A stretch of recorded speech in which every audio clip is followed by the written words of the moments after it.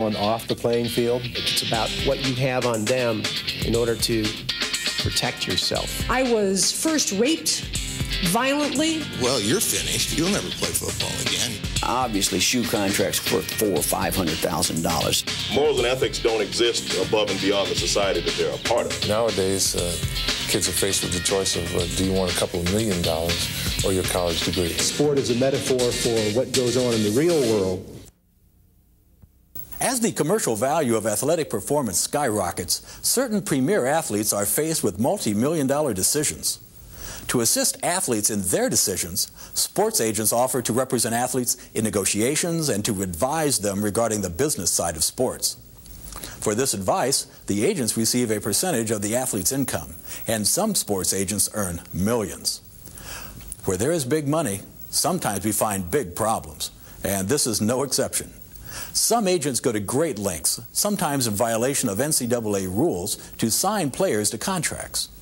Some outstanding athletes have lost their collegiate eligibility because of contracts with agents. While some agents begin to court athletes in high school, others have been known to court athletes even earlier. Athletes, parents, schools, the agents, and sports associations all have a stake in the proper behavior of sports agents. How should sports agents be controlled? How should the interest of athletes be protected? These are some of the issues considered at the Summit, the first international conference on ethics in sports. Let's revisit the Summit and join the discussion.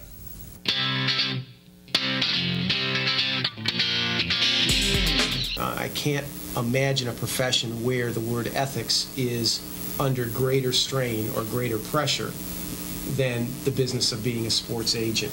It's really at the heart of the profession. You have to decide day in and day out where you draw the line on issues that range from representing your client fairly to lying to a general manager about an injury to telling the athlete the truth about whether he's going to be able to play professionally anymore. It's also a profession of where you have to decide how low can you go. And how low will you go? Will you romance a 13-year-old basketball player because you know someone else will or has been because he has the potential to be a college draft pick or a college star? But more importantly, down the line, he may not even go to college. So really, at the age of 13, he may only be 4 years away from going to the NBA. And in a business as competitive as the sports agent business is, if you don't get in there 3 or 4 years before the athlete makes a decision, you really don't have a chance. Do you use runners on a college campus? Do you play the game within the game? Do you hire people to represent you on a college campus that look like college students, but who are really acting in your interests and not certainly in the interests of the academic institution? What do you do with the ultimate trust that an athlete who makes a living off of his body, putting his body on the line, what do you do with the trust that he puts in you to deal with his finances, to do the right thing for him? I primarily represent hockey and baseball players at this time. And I can tell you that the problem of ethics in this business, in recruiting and in a lot of aspects of this business, unfortunately, is a horse that's out of the barn. What goes on out there now is hard to live with on a day-to-day basis, but it does go on, and I do not see the possibility of a cure. And one of the big problems, one of the biggest problems that I want to call your attention to before I pass the microphone on is this. You have, as a regulatory agency in these team sports, the Players Association. And the Players Association, in most instances, has the exclusive control of the agent behavior and the ethical standards and the rules and regulations and the enforcement thereof. And that's where the quotation marks go around, the enforcement thereof, because unfortunately, and these people, for example, in baseball, they have done momentous work for years in standing up and establishing a system which is the best in sports. But in terms of regulation, I am quite sure that this is the area of their biggest failure. And these are people that I've worked with for years. And the problem is that they have an inherent conflict, because a lot of the big agents sometimes who practice some of these procedures have many superstar clients, and that's a boat that the Players Association cannot afford to rock very hard. Perhaps this is an area which is incurable. You know, I think the purpose of us being here is to recognize that perhaps that's a possibility. Perhaps we can't change it. Perhaps we can't reinvent this industry into what it was when Tom first got started. But perhaps we can. One way that I think we can do this, and something which we'll talk a little bit more about, is through legislation at the state level, at the federal level. We can talk about which is better. That essentially legislates ethics. That requires, under the penalty of incarceration at the local jail, that a sports agent not do things such as commingle his money or her money with that of the client. I got into the business or had my first experience as an agent because of unethical practices. I was in my first year at Harvard Law School, about 2 months into it, and those of you in law school knows that that's not a real good time to be distracted by other things. When my friend, his name was Alan Carter, was playing for the Patriots, he suffered a knee injury in a game. 2 weeks later, the Patriots determined that they were going to release him and not pay him the remaining salary. Tracked down his agent, Mike Trope, nowhere to be found because Alan was damaged goods now. So he calls me over at my dormitory and says, "Ray, you got to do something." Alan, what do you want me to do? He said, "I don't know. You've always figured it out." I said, "Well, what I do know is that there's a union somewhere." So we were able to contact the NFL Players Association, give them the story, and at least they came to Alan's rescue with regard to making sure the Patriots had to treat him right. And that was my first inclination that, you know, the sports business is interesting, yet it's obviously dirty, because the agent discarded the player, and the team was more than willing to dump that player without fulfilling its obligations if it could get away with it. I've seen instances over the years whereby I have come to the conclusion that, at least in our lifetime, I don't know if it's going to get any better, because every year I've been in the business, frankly, it's gotten progressively worse. As the dollars have gotten higher and more people have come into the business, the ethics have gotten worse and worse. The NFL Players Association has several seminars where you educate incoming agents. At the NFL Combine recently in Indianapolis, they call it the Jerry Maguire syndrome. They had more agents, wannabes, if you will, nothing derogatory. Anyone here who wants to do that, but that's what they were termed as, show up at this meeting with the most naive looks on their faces, but Jerry Maguire made it easy. All that has done is exacerbate the problems with regard to the ethics.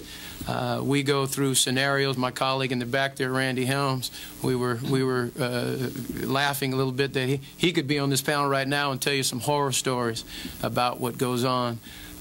These guys are bought off early on. Not only does the player want you to show him the money, but mama wants the money, and daddy wants the money, and his girlfriend wants the money, and the mother of his 2 children out of wedlock want the money, and the trainer who's going to introduce you wants the money.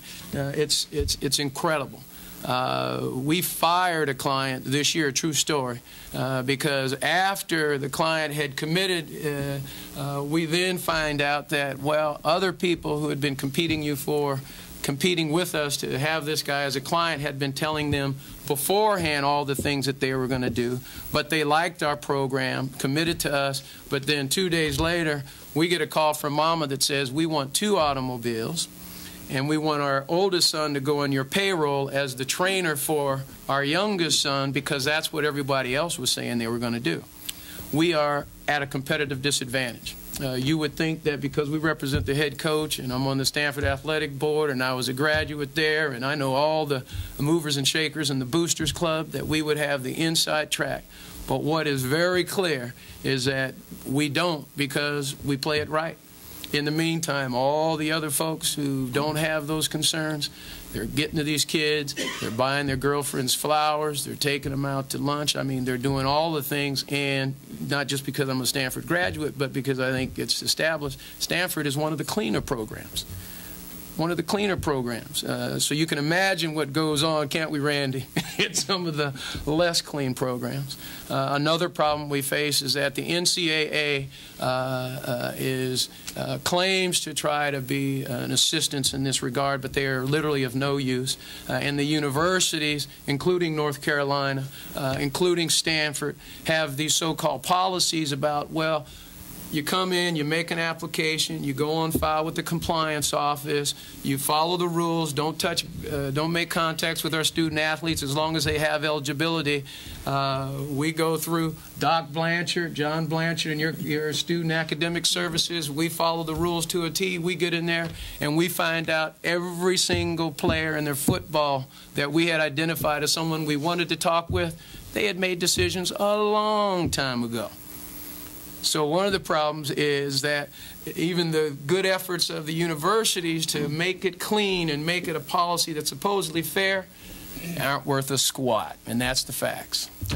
So the ethics, in my experience, have gotten worse and worse and worse over the years. I'd like to think, Ted, that there's something positive we're going to be able to do, but my reality is that, more like Tom's, it's gotten worse every year, and it's much more difficult now to operate successfully in this business than it was before. And that is one reason why we like working with coaches. We like working with the Tony Dungys and the Denny Greens and some of the coordinators in the NFL and college head coaches, because they are less prone to all the nonsense that you have to put up with in dealing with professional athletes. And this now runs from the guys who are going to be first-round draft choices all the way to guys who are going to be 6th and 7th round draft choices in the NFL and maybe not get drafted at all. Their expectations are that, what are you going to give me? You're going to show me something, and you're going to show it to me now. The belief that every person has their price seems confirmed when we hear these examples of the behavior of sports agents and their cooperating athletes. The rampant impression that almost anything goes fuels the unethical downward spiral that sports agents seem to be in. Armin Katayan characterizes sports agents as people who confront an ever-deteriorating ethical sports environment when they vigorously compete to represent athletes. In this no-holds-barred competition, many contestants seek to gain advantage by any means necessary. In the absence of strict regulation and oversight, sports agents must decide for themselves what they will and won't do to obtain new clients, and what they will and won't do when they represent their clients. Tom Reich, prominent sports attorney for over 27 years, represents many high-profile athletes, and he finds that what goes on is hard to live with. He does not see the possibility of a managerial cure for unethical behavior among agents. He believes that the built-in conflicts of interest among the regulatory bodies who should be policing agents make real ethics reform impossible. Ted Curtis serves on the Florida Athletic Agent Examination Committee, and he hopes that the industry can be reinvented and the current unethical practices eliminated. He believes that the first steps toward improvement is state legislation with significant monetary and jail consequences for improper activities. Ray Anderson is a successful practicing sports attorney representing clients in baseball, football, and the NCAA. A member of the board of the Sports Lawyers Association and the Black Sports Agent Association, he notes that some sports agents have exploited their own clients rather than protecting them from team, league, and business injustice. He says that playing by the published rules puts you at a disadvantage, and that in his experience, the effort of colleges to run clean programs, athletic programs free of the influence of sports agents, is not worth a squat. Nowadays, he says, everyone associated with the athlete wants you to show them the money. What can be done to reverse this downward spiral towards ever more unethical practices? What can athletes, coaches, sports associations, and unions do to police the practices that are already prohibited and to limit those behaviors that many agree are reprehensible but common among sports agents?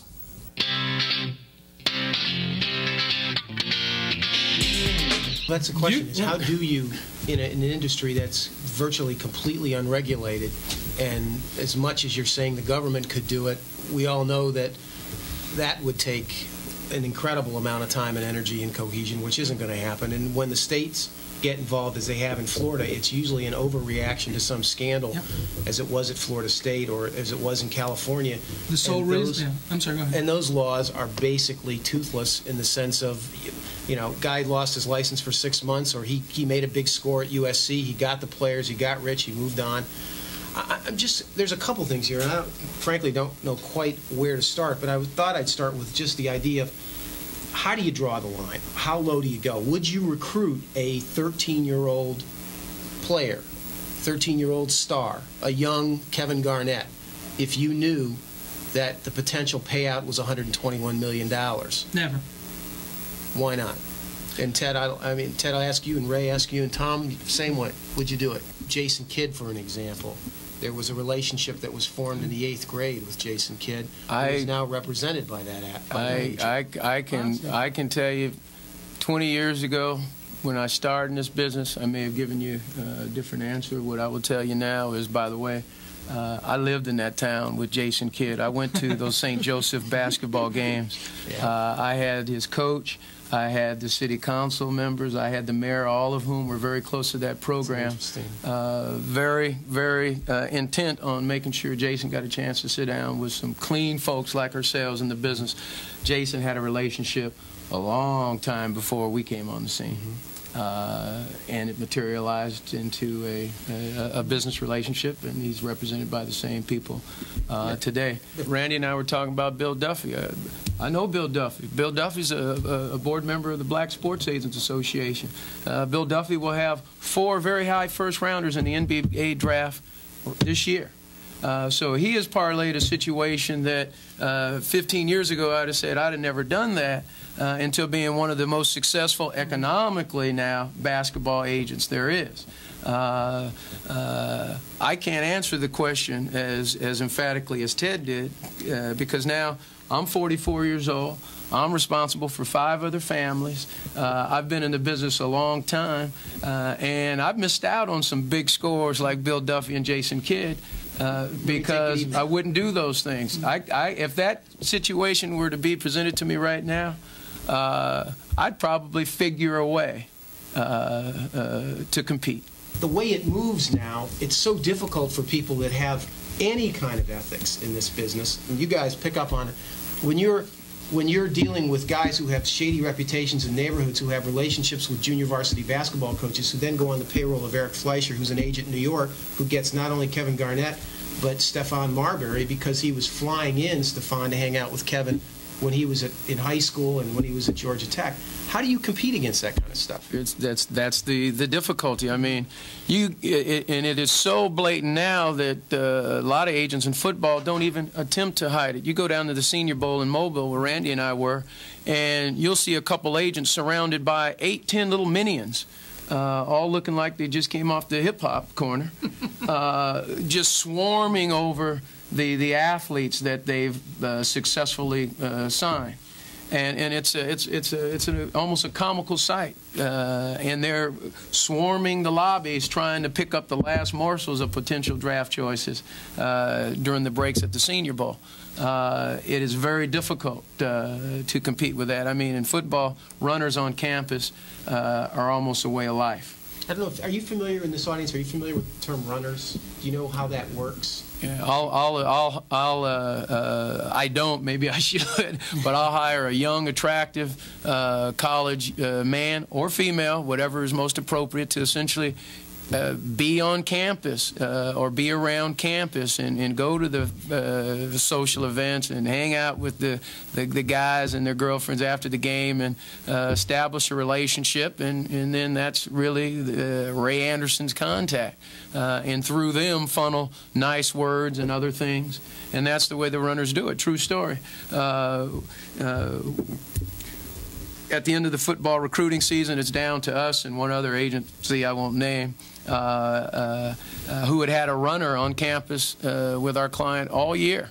And even insofar as going to church, the same church on alternate Sundays, to be around and to have a little interaction with the family. When it finally gets down to it, we do our presentation. We go first in this instance. The next day, the other group comes in, and the minion, as well as the head of the agency and one other, all drive up in separate brand new Range Rovers.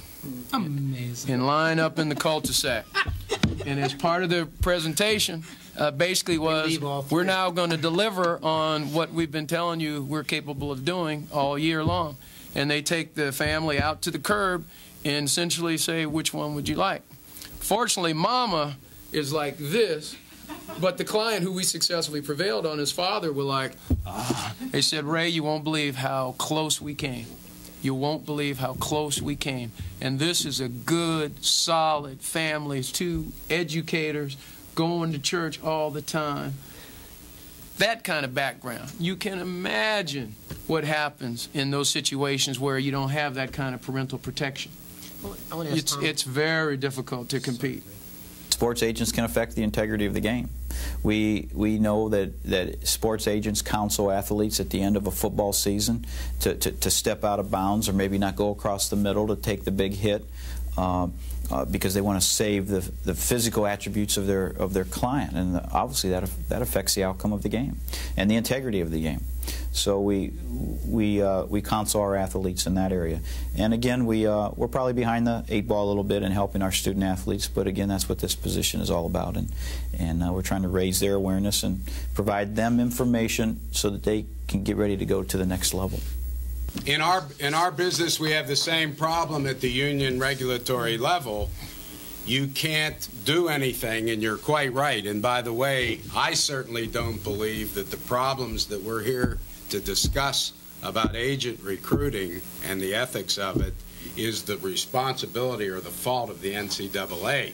I will also tell you that the problem at the regulation end of, say, baseball or hockey, which I can speak to fresh, up to date, is that's a problem because we all know a lot of things that are going on with great regularity on a daily basis. Nothing will happen until somebody will present evidence about it. You can't do anything about it. You can't, the union can't or won't, and that is a big, big problem because therefore the enforcement is almost non-existent. The lure of big money corrupts management teams in corporations, governments, and militaries, so it is no surprise that sports faces difficulties in controlling illegal and immoral behavior among sports agents. But understanding the temptations does not excuse the behavior. Armin Katayan poses the question, how can sports agents be regulated? When some professional athletes earn huge salaries, how soon is too soon to make contact with a promising prospect? Would you recruit 13-year-old athletes if you believed in their potential? What are the values and responsibilities that should guide the activities of sports agents? Ray Anderson related his personal experience of doing things by the book and losing out to those who cheated. He reports that time and again, sports agents offer money and other valuables to an athlete's family members, and others in order to sign a potentially lucrative athlete. Mr. Anderson reports that athletes are expecting each agent to meet or beat the last agent's offer. So it is difficult to compete in this marketplace when you are ethical. Bill Somm, NCAA representative assigned to investigate and control sports agents, sees his duty primarily to inform the athletes about sports agents and the penalties for violating NCAA policy. He agreed that the NCAA is behind the 8 ball a little bit in controlling agent behavior, but they are trying. Some of the management issues associated with sports agents are issues which involve the violation of legal ethics, business ethics, fiduciary responsibilities, sports association rules, as well as school and university policies. Athletes and agents have much to lose, as do the sports themselves, if the illegal and immoral practices of sports agents are not put under control.